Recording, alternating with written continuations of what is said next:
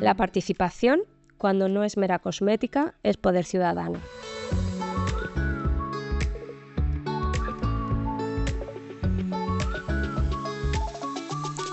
Bienvenidas y bienvenidos a Sin Derechos Estamos Apañados, el podcast del grupo de participación de EAPN Castilla-La Mancha, donde analizamos la realidad social desde la perspectiva de los derechos y el impacto de las políticas públicas.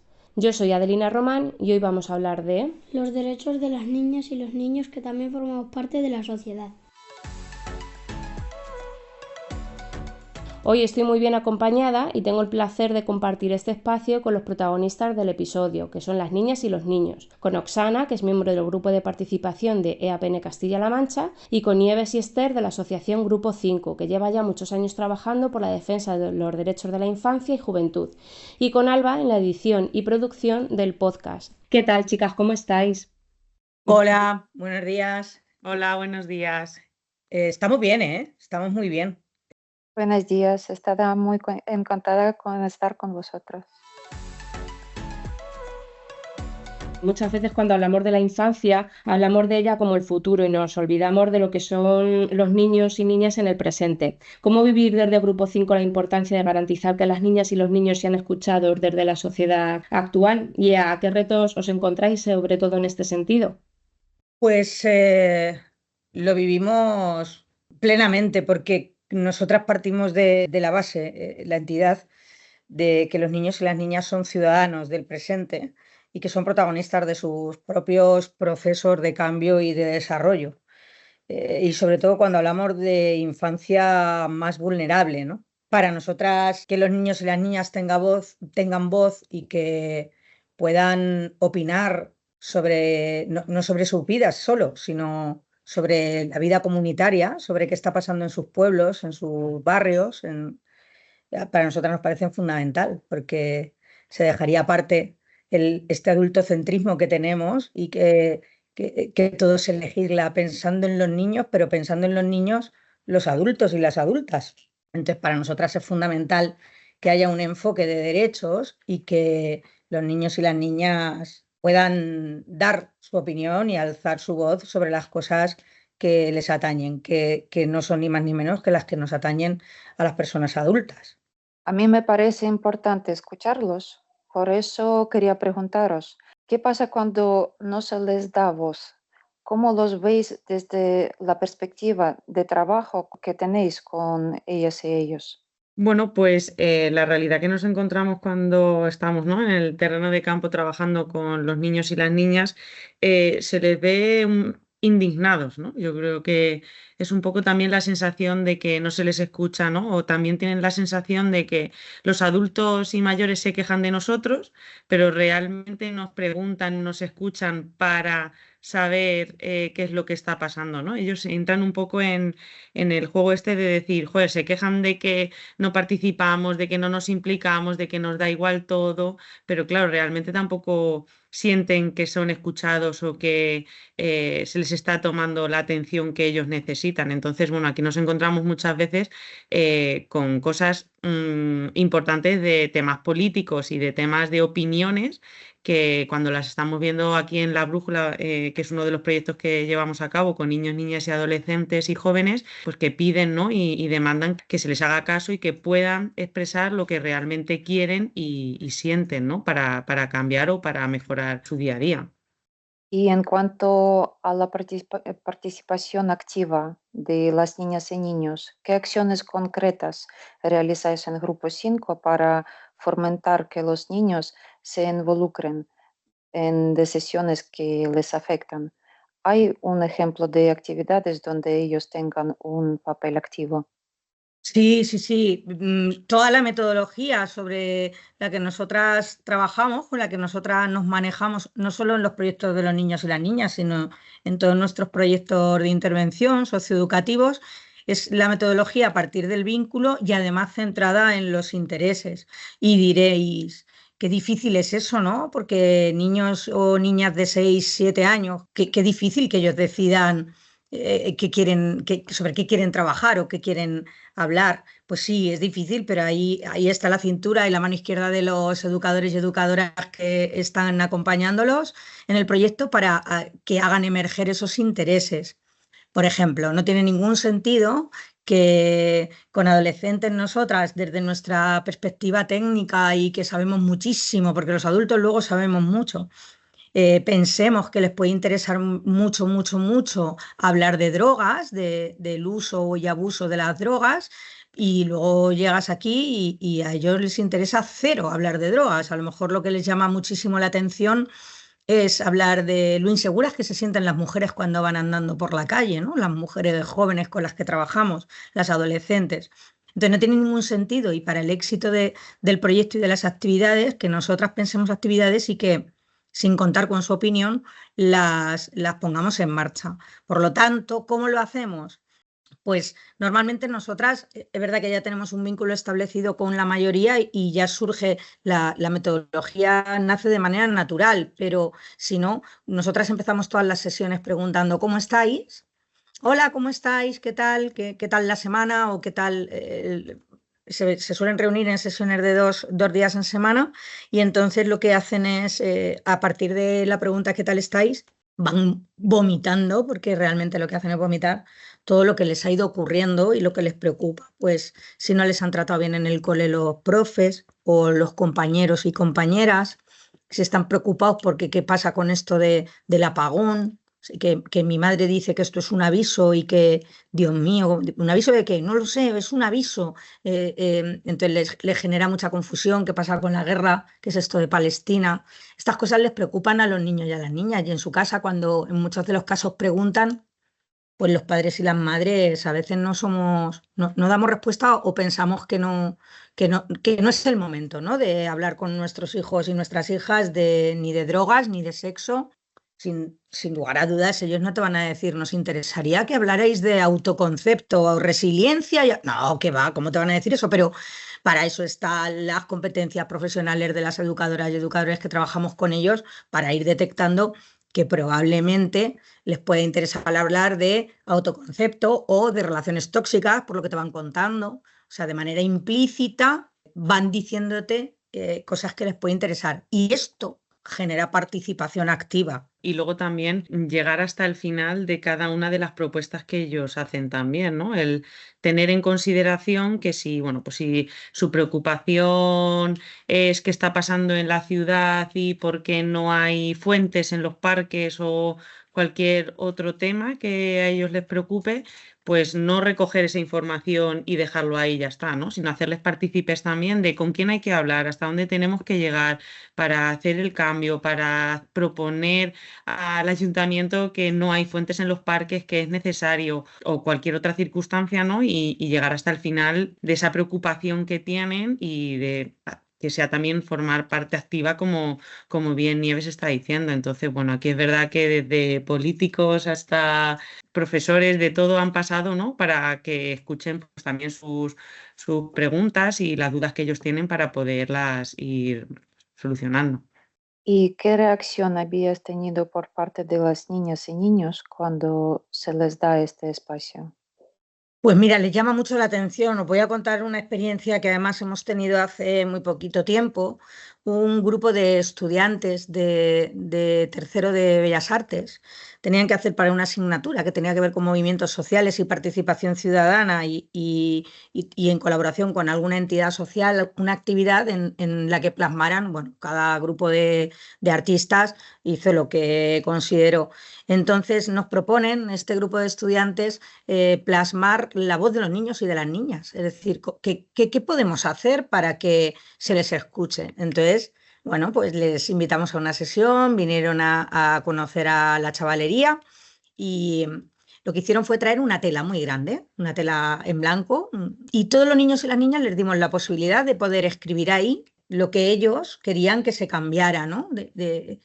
Que alzasen su voz. Entonces, es escalofriante las cosas que aparecen en esa tela, la verdad.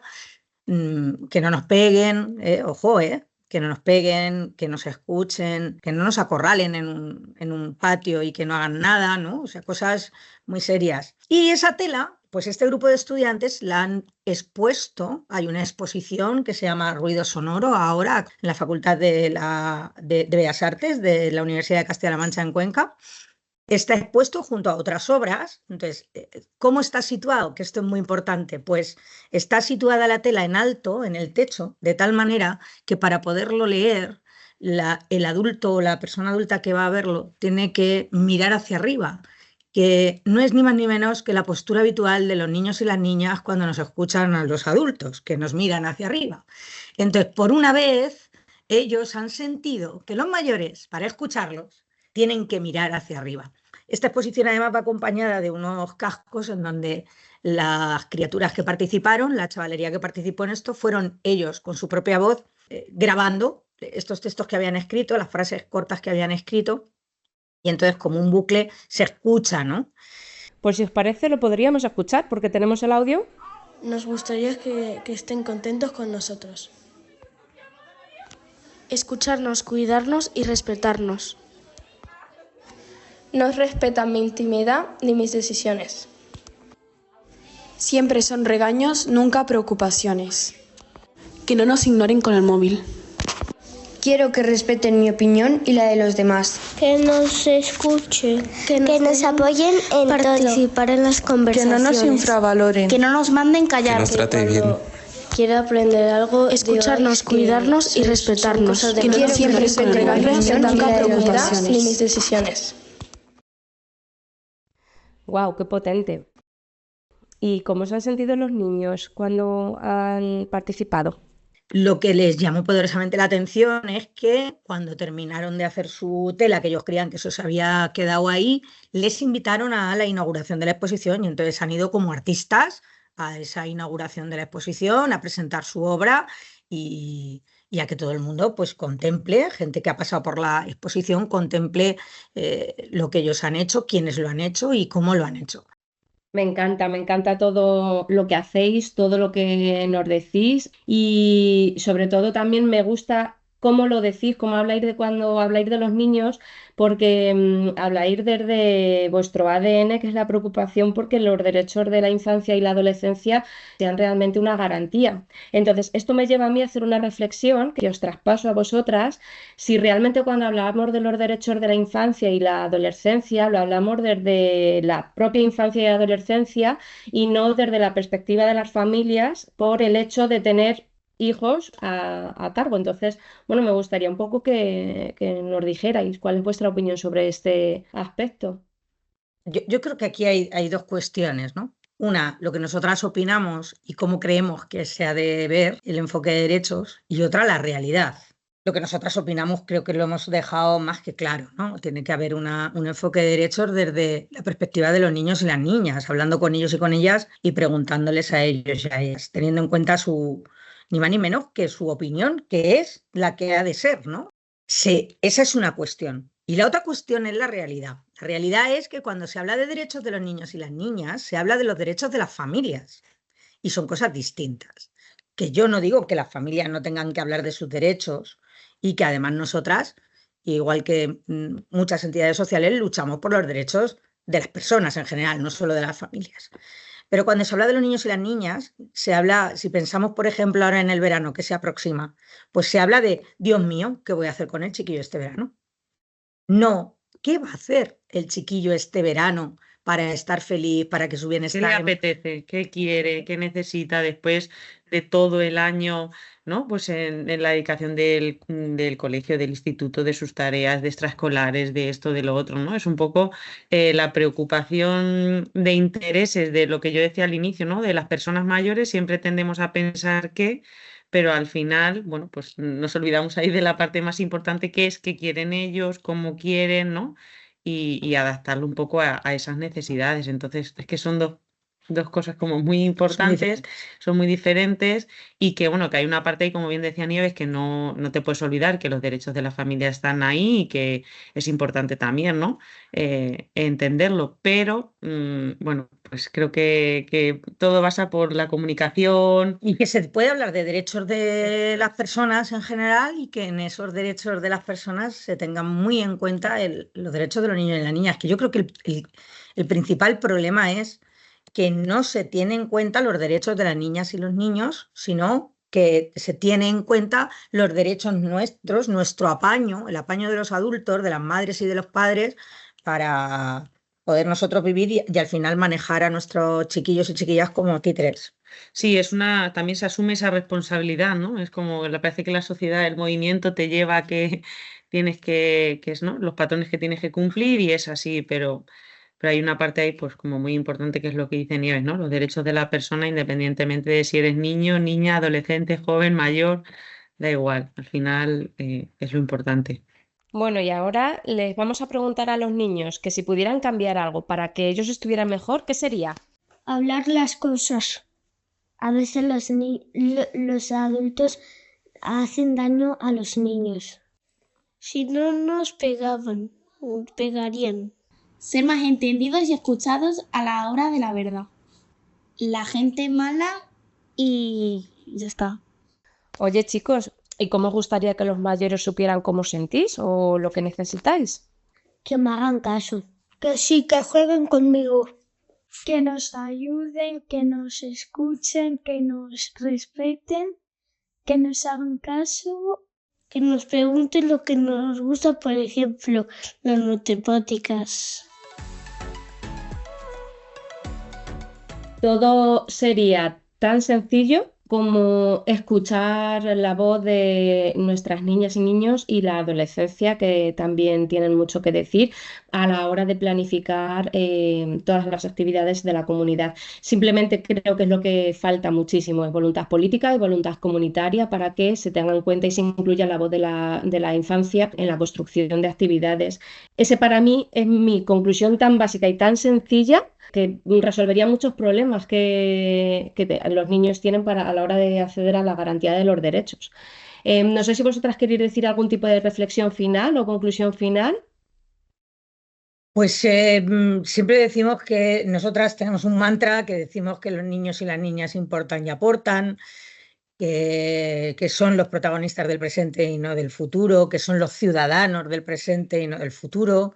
Esos son los mantras con los que nosotras nos movemos y en los que creemos profundamente y que yo creo que como conclusión o por añadir sería lo más interesante, ¿no? Que les hagan caso, que les escuchen, que jugar con los niños y las niñas es una cosa muy seria y que no hay cosas de niños, que las cosas son de las personas. O sea, es que es que eso son cosas de niños pues es un poco frívolo. Entonces, pues que no se tome con frivolidad lo que habitualmente decimos son cosas de niños y de niñas, sino que les pongamos, que pongamos el interés y que les demos la importancia que tienen, ¿no? Ni más ni menos, ni más ni menos, sino la que tienen, que no es poca, ¿eh?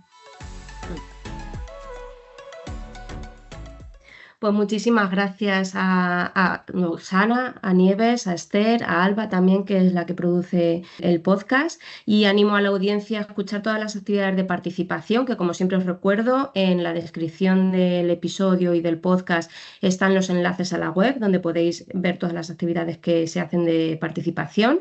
Y que también contéis con nuestra voz. No os olvidéis en crear procesos participativos y bueno, pues muchísimas gracias a todas.